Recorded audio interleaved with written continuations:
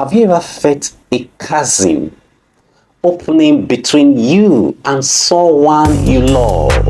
A clash that transcends words, a disconnect that seems unbridgeable. In this episode, we are going to summon the wisdom of the Titans. Nelson Mandela, the architect of reconciliation. No one is born hating another. Kondo, the queen of decluttering, to clear the cluster of misunderstanding.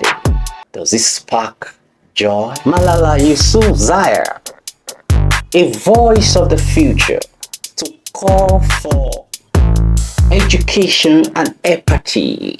Let us pick up our books and our pen. They are our most powerful weapons. And finally, Yuval Noah Harari, the chronicler of humanity, bring the weight of history to bear. Every generation inherits a different world. Together with this generational mind, we're going to see how we can dive into the heart of generational conflict and pave a way for a brighter future. Let's begin by understanding the reality of generational differences. As Nelson Mandela once said, no one is born hating another person because of the color of his skin or his background or his religion. People must learn to hate, and if they can be taught to hate, they can also be taught to love. For love comes out more naturally to the human heart than its opposite. Just as no one is born hating another, and hate must be learned, so also generational divides are often learned, shaped by distinct historical contexts. Yuval Noah Harari reminds us that every generation inherits a different world. The boomers, they grapple with the Cold War. The Gen Xers experience a rapid technological shifts.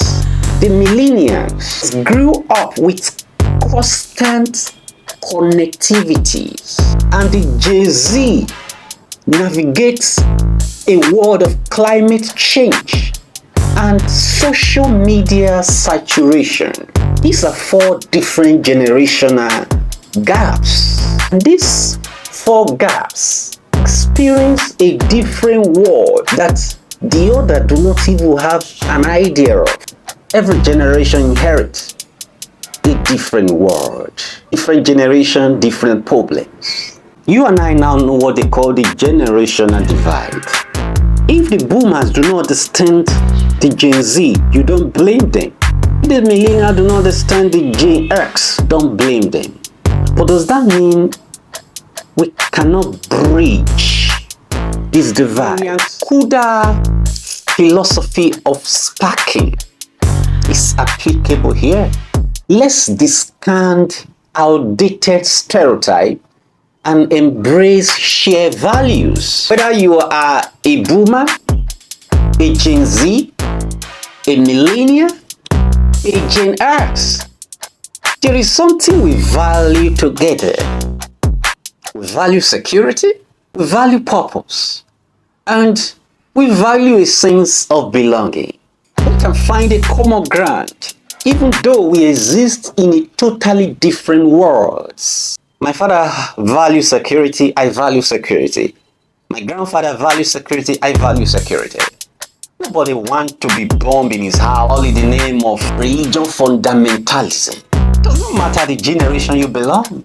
Everybody values security. Purpose. My great-grandfather, they have purpose of living. They search for it. Everyone wants to give their life a meaning. That is purpose. It does not have anything to do with the generation you live. Just as security binds us, purpose binds us. Does it spark a joy? Malala Yousafzai embodied the power of education in bridging divides. When people engage in open and thoughtful dialogue, understand the blues. Let the boomer come. Let the Gen X come. Let the millennial come. Let the Gen Z come. Let's dialogue. This is education. Through such understanding will blossom. Okoko will understand why his father is loving the flute. Owoye will understand why his own father loved the rigidity. And the father will also understand Owoye. Then there will be harmony. Each generation have their strengths. The boomer with their weight of experience can mentor the younger generation. The adaptability which can foster innovation of the Gen X. The tech suaveness which can foster collaboration of the millennium. The Gen Z passion for social justice can inspire collective action. Don't forget what Nelson Mandela said. Nobody was born hating another because of the color of his skin or his background or his religion. People must learn to hate.